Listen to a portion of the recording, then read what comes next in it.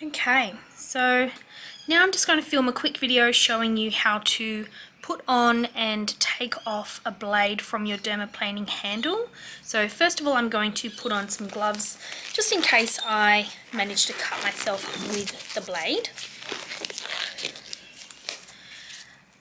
You can get disposable blades which have a plastic handle. They are the most hygienic way to do dermaplaning because you throw the whole thing out. If you use a metal blade, then you'll need to disinfect and sanitize the handle before each client. And you will need to swap the blade over several times throughout the treatment. So to take the blade out, you're going to just separate the container. I'll just put that down and pull it apart very gently. This is quite well sealed, so it can be a little bit tough to separate. And you're going to pull it down until you've exposed pretty much the whole of the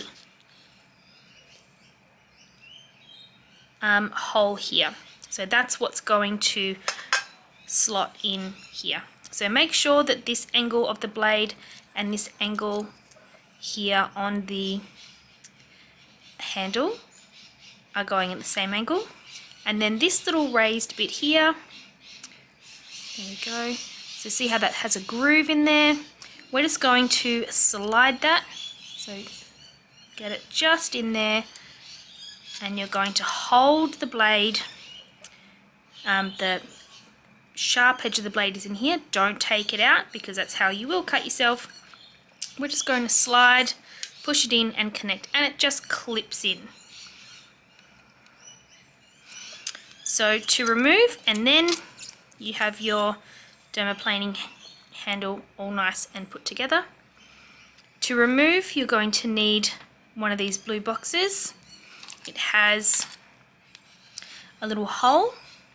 You're going to slide the blade under here with the top of the blade facing the top here. So you're going to slide it in this way so that the back handle is pointing down into that hole. You're going to slide it in, hold down on the top where it says press. I don't know if you can see that, but when you get your own little blue box, you'll see.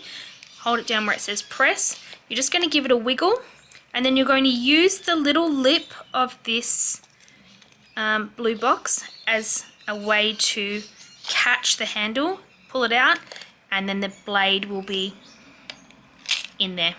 So you can see there that it has captured the blade.